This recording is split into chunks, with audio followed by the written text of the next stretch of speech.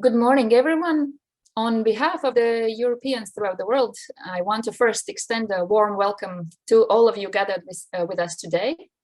So I can see here active diaspora representatives, media professionals and policy shapers, Europeans from Belgium, Germany, Portugal, Italy, Singapore, UK, my native Latvia, Lithuania, Ukraine and elsewhere. My name is ELÍNA Pinto. I'm a special advisor to Europeans throughout the world, and over the following 4 hours, I will take you through this webinar on diaspora-friendly media policy and practice.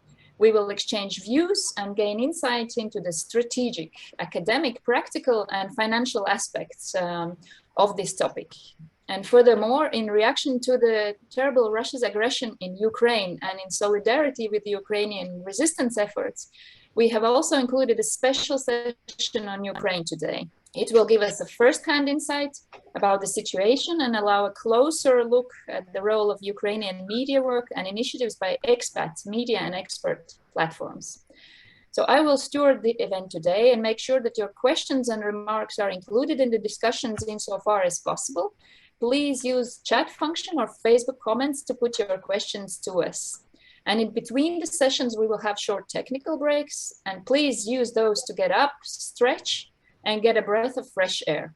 But now, without further ado, it is my honor to pass the floor for an official welcome and for keynote remarks to Pierre-Yves Le Borgn, who is the president of Europeans throughout the world. Pierre-Yves is a lawyer, politician, and expert consultant with roots in beautiful Finistère in France, where he also practiced journalism, by the way, and he has had an international and European career representing French overseas residents in the National Assembly, as well as serving at the Parliamentary Assembly of the Council of Europe.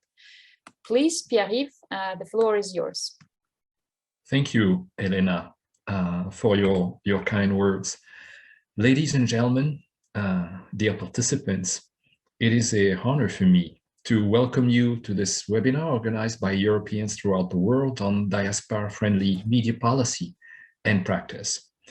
My name is Pierre-Yves Le Borgn. As mentioned by Elena, I'm a former member of the French Parliament, where I represented my compatriots living in Germany, in Central Europe, and in the Western Balkans for years, until 2017.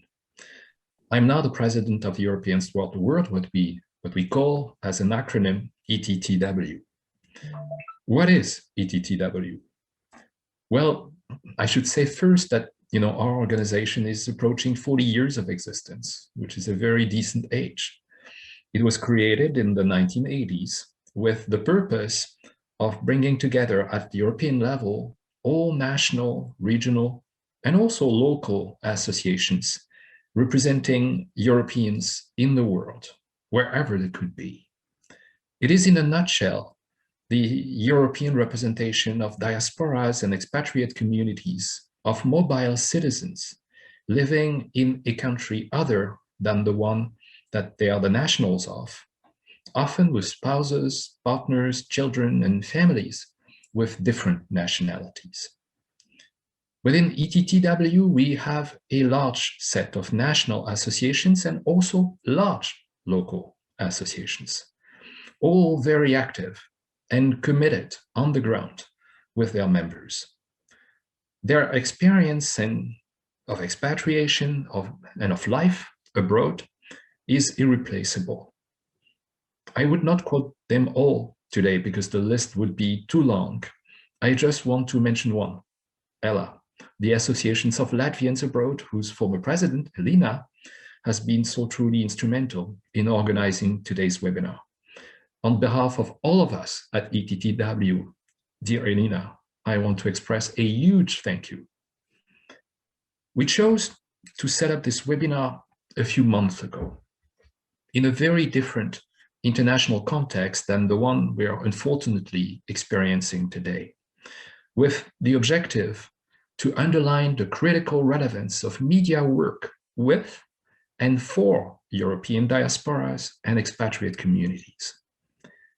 At least 18 million Europeans live outside their country of origin, at least, and probably more. Distance is a reality for them, but active citizenship is another reality too. Europeans living abroad cherish their national and European roots, rights, and freedom. As mobile citizens with often multicultural or plurinational families, they are most directly affected when free movement is restricted like it had been over the past 2 years due to the pandemic, or when an unforeseen, life-threatening set of events occurs at international level, like in Ukraine at the moment. Reaching out to Europeans in the world through the media and with the media is of the utmost importance to expatriates and diasporas.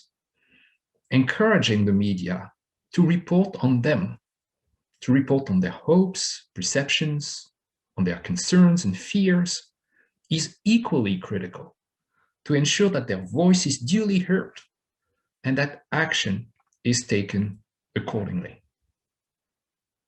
We at ETTW agreed that there is much to share on that front from an experience perspective in order to identify best practices, to share them widely throughout our membership and beyond, and possibly imagine or develop policy recommendations to strengthen the capacity of media to better engage in relations to diasporas and expatriate communities in Europe and beyond.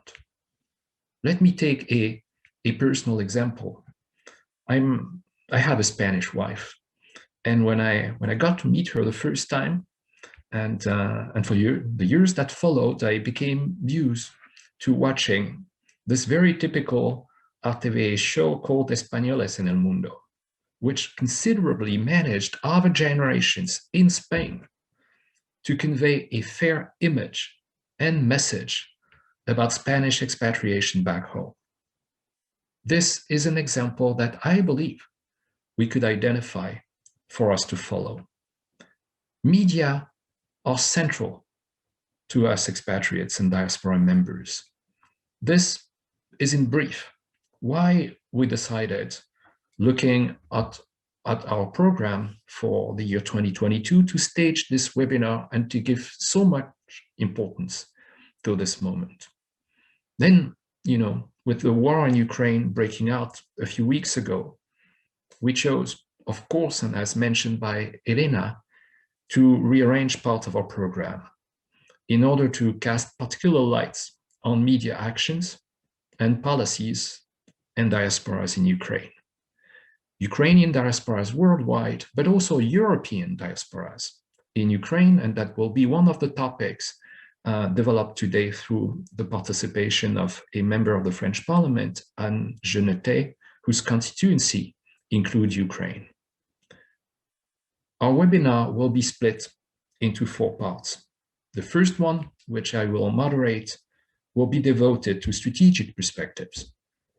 The second one, to the Ukrainian situation, as we all stand with Ukraine against the Russian aggression.